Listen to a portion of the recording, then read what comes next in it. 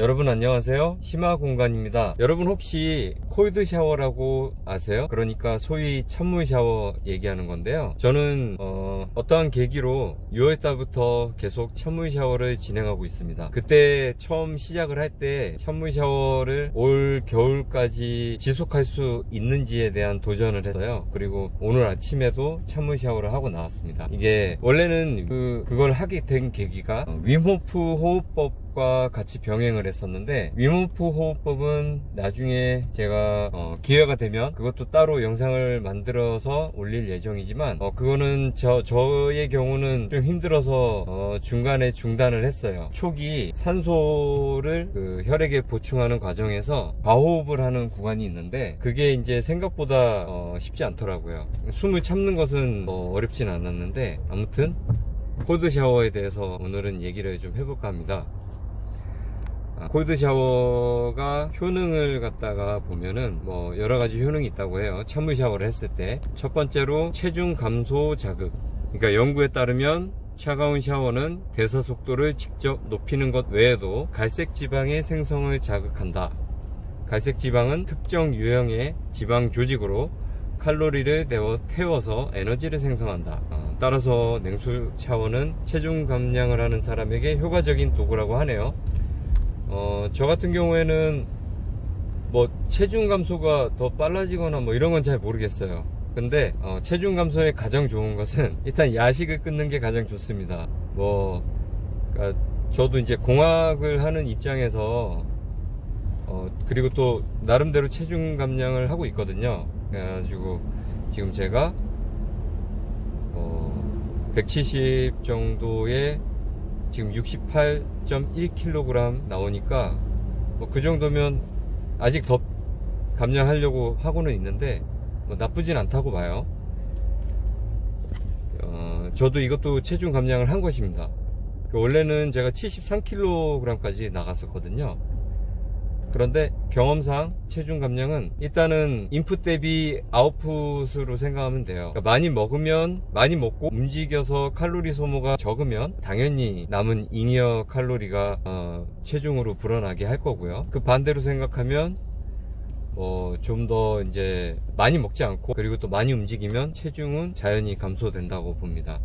그런데 제 경우에 봤을 때는 일단 야식 끊는 것이 가장 효과적이었었어요. 요거는 참고하실 분은 참고하시면 될 것 같습니다. 자, 그리고 생식력, 면역력 강화에 효과가 있다고 하네요. 냉수욕은 정자수를 늘리고 생식력을 향상시킨다. 연구에 따르면 온수 샤워를 중단한 남성은 정자수가 491%나 증가한 것으로 나타났다. 또한 콜드 샤워는 신체의 백혈구 양을 증가시켜 면역 체계를 활성화한다. 저온은 냉수 샤워 중에 몸을 따뜻하게 해 신진대사 속도를 높이고 면역계를 활성화해 더 많은 백혈구를 생성한다. 이건 저는 이제 체감하기는 좀 어려운 부분이라서 일단은 이거는 이제 논문에 대한 것을 그냥 믿고 가는 걸로 하겠습니다. 자, 세 번째 효능. 물이 차가워지면 피부와 머리카락이 천연 오일을 보존하게 돼 차가운 물로 샤워 후에 피부와 머리카락이 윤기를 잃지 않고 더 탄력 있고 밝게 보인다. 이거는 어느 정도 신빙성이 좀 있는 것 같아요. 제가 느끼기에도. 근데 이거는 실제로 한 번만 해봐도 어느 정도 차이는 있다고 느끼실 수 있을 것 같아요. 그러니까 온수로 머리를 감을 때와 냉수로 감을 때 이 머릿결에 느끼는 게 좀 다르거든요. 저는 머리카락이 좀 얇은 편인데 찬물로 머리를 감았을 때가 온수의 경우보다 뭔가 좀 탄력성에 대한 거는 좀 더 느껴지는 것 같습니다. 근데 체감하는 부분이라서 좀 감성적인 부분이라서 이거 정확한 건 현미경으로 이렇게 찍어보고 이런 걸 좀 해봐야 알 수 있을 것 같아요. 네. 그러고 보니까 제가 예전에 다니던 회사에서 헤어 두피 마사지기 개발을 좀 진행한 적이 있는데 그 현미경으로 바르면서 이 모발의 상태를 봤던 그런 재밌었던 기억이 생각이 납니다. 자, 다음 효능. 스트레스 감소.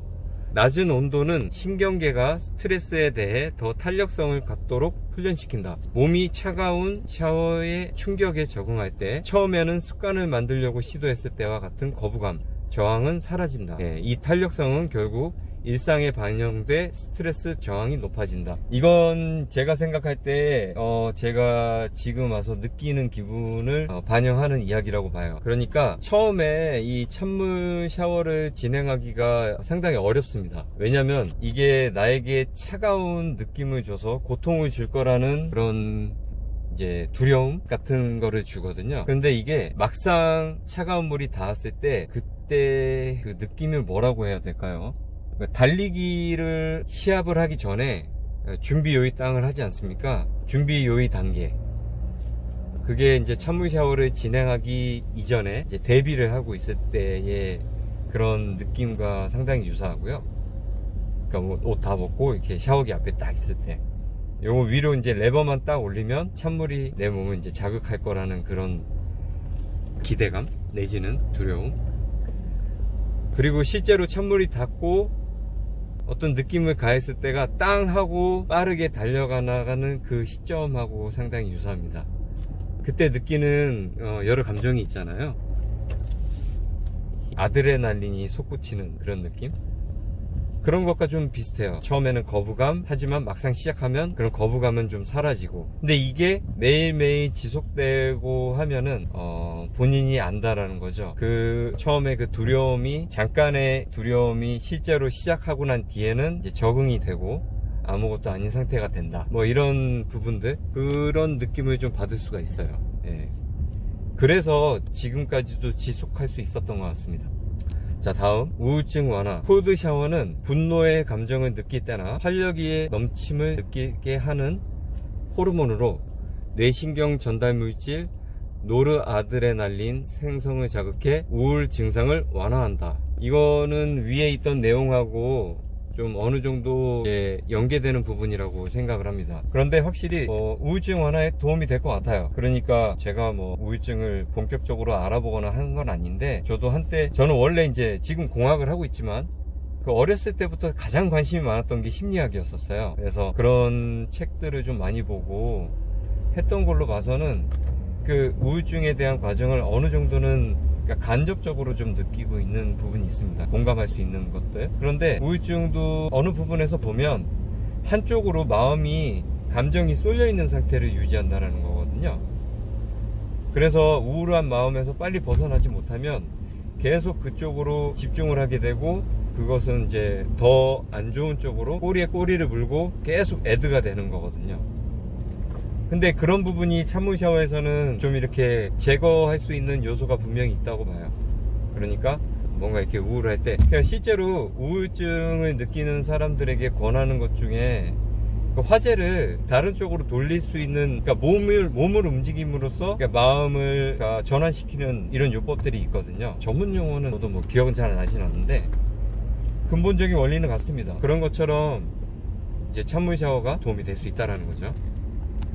다음, 림프계 배출. 림프계는 세포에서 폐기물을 운반하고 감염에 대한 방어에 중요하다. 콜드 샤워는 특히 뜨거운 물과 교대할 때 림프관을 수축시키며 이는 강한 면역력을 위해 펌핑 작용을 자극한다.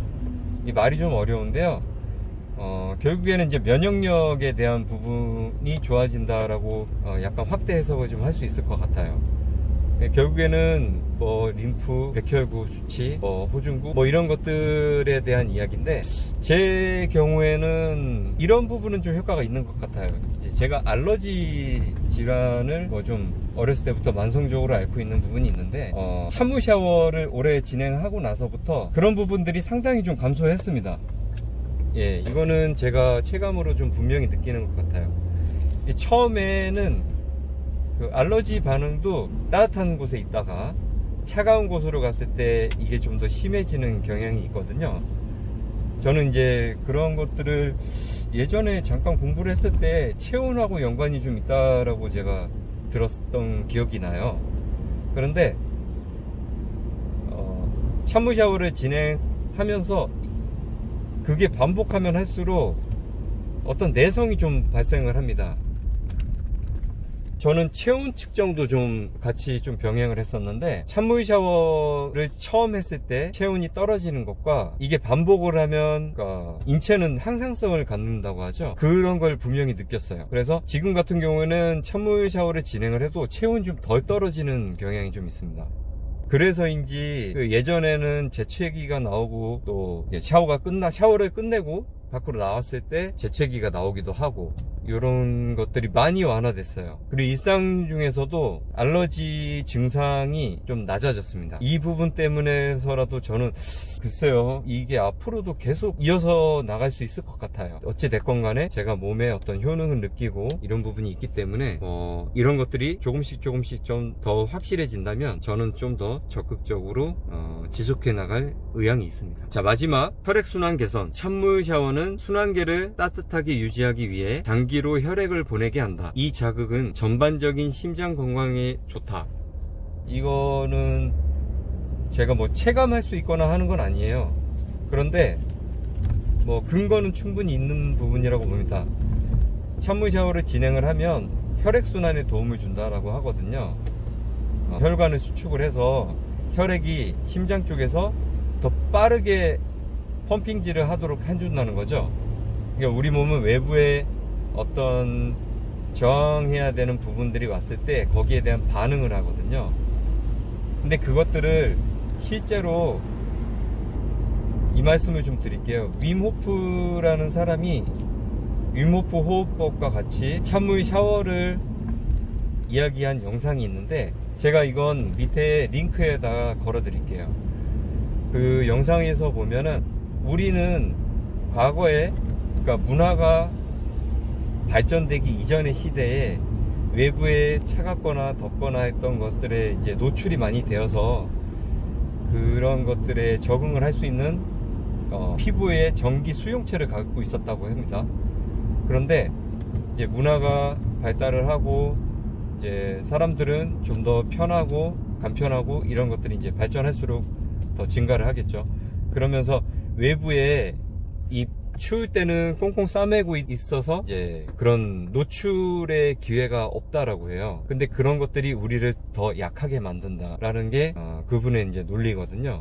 그래서 이 찬물 샤워를 통해서 그런 것들을 의도적으로 만들어감에 따라 우리가 잃었던 기능을 다시 이제 깨우자, 이런 이야기입니다. 네, 저도 그 부분에는 상당수 좀 동의를 하는 부분이 있고요. 네, 그래서 오늘은 이 찬물 샤워에 대해서 이번 영상에서 말씀을 드려봤는데요. 다음에는 윈호프 호흡법에 대한 것도 한번 말씀을 드릴까 합니다.